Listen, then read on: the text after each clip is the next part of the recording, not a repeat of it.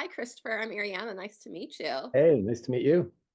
So, what attracted you on telling this story in the first place? Yeah, well, the timing of it, because last summer when we were talking about doing this project, Joran had just been extradited to the United States to face these extortion charges. It looked like he'd be facing a trial in the fall, and it just felt like the right time for us to look back at the 18 years of this case and all the twists and turns, and in anticipation of what we expected would be some form of closure finally. So yeah, I mean that was basically it. It seemed like the right time. Yeah. I feel like a lot of people know and talk about Natalie's story, but not Stephanie's as much. Why did you decide to highlight that story as well and also weave them together? Well, I think the parallels are really striking, and starting with the fact that her Stephanie's murder was 5 years to the day after Natalee disappeared, and there were a lot of other really interesting parallels there. And I think part of the reason also that we wanted to highlight it is because it isn't as well known. And the Natalee story, as we talk about, got more coverage in 2005 than the Iraq War. It was the biggest story in America. Um, so it's, something that's really ingrained in the public consciousness more so than Stephanie's murder. And so it was important, for us to tell that side of it too. Yeah. I feel like people are having a bit more honest and frank conversations about the coverage of women that are missing or hurt or murdered, about how white women seem to get more attention than people of color. Do you think that's another reason that Stephany didn't get as much attention?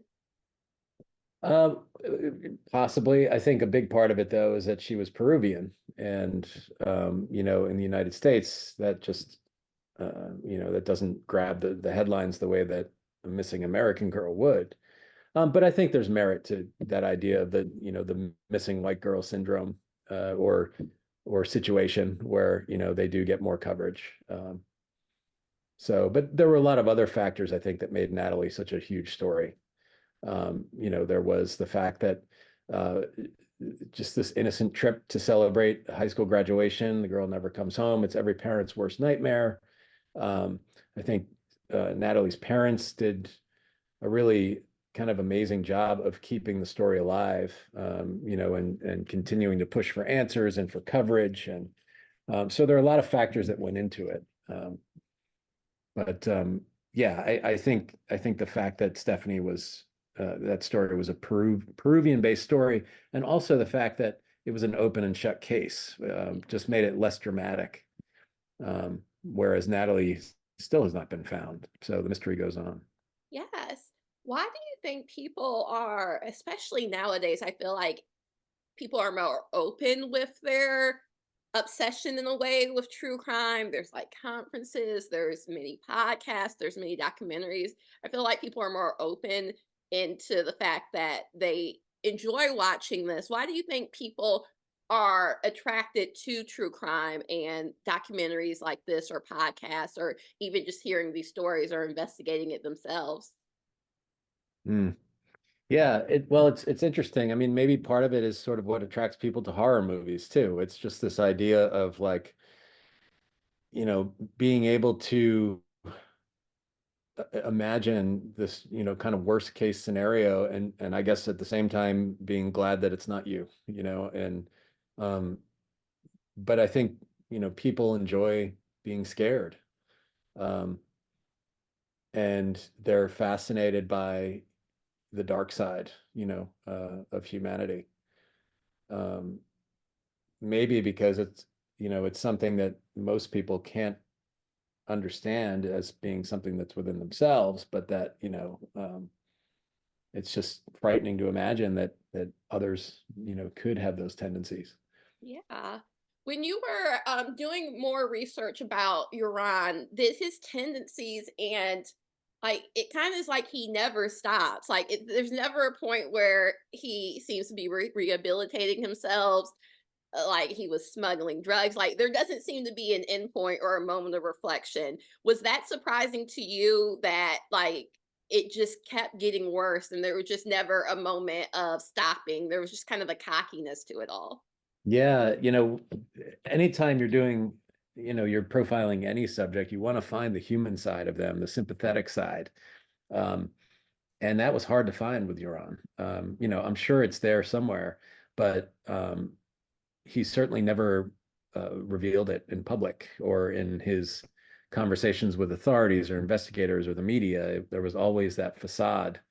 Um, and he seemed to always think he was one step ahead of everyone and, just kept playing the role of, being this sort of wrongly accused, innocent man and just sort of thumbing his nose at the fact that I think everyone realized that, he clearly had some involvement, but he sort of relished, the situation where nobody could pin him on anything, and he had fun with it in a sick way, and even profited off of it, which we talk about. Uh, Yes. When doing this documentary, what was the thing that shocked you the most that you were just surprised to find out? Yeah, the connection between the two murders in that it was basically Beth Holloway's money that subsidized his trip to Peru and therefore enabled, the killing of Stephany Flores. And certainly, just yet another horror for Beth Holloway to have to experience. And, whatever guilt, whether warranted or not, she may have felt from that just was so striking and tragic. Yeah. Do you think the connection of it being 5 years later to the day was purposeful or just a coincidence? I don't know that he necessarily consciously set about to do it on the fifth anniversary. I think it probably brought up a lot of emotions in him. His version of that story of killing Stephany was that he had been getting kind of bullied online. A lot of people sending him emails and stuff related to Natalee's death because it was around the fifth anniversary, and Mm. he was getting death threats and that this all just sort of bubbled up in him, and he, in a fit of rage, he kind of just, killed Stephany.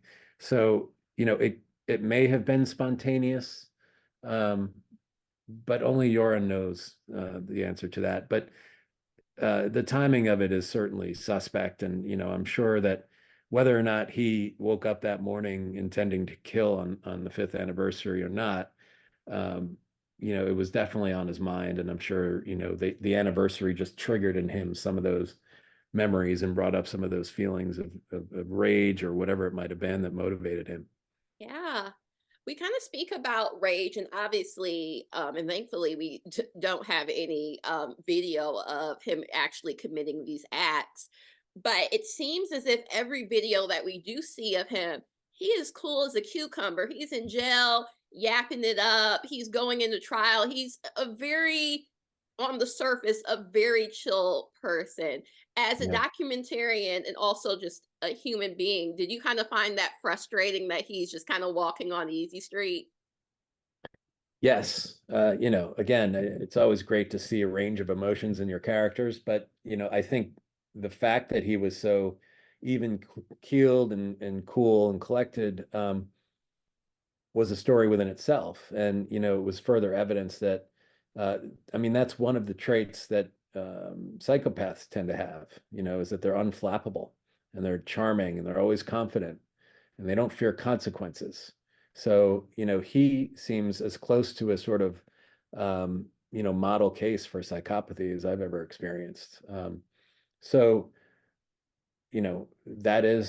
that's the reality of Yoron. And so, you have to kind of look at that and analyze that and see what's behind that facade. Yes. You talked to a lot of different people in the documentary. Were there any people that you really wanted to talk to and it just didn't work out for whatever reason? Um, yeah, I really wanted to get Yoren's mom, more than anything. And we tried very hard, but the wounds are so deep with her. And particularly, she did do a couple of interviews after Natalee's disappearance, where she really, at a time when she really felt Yoren was innocent.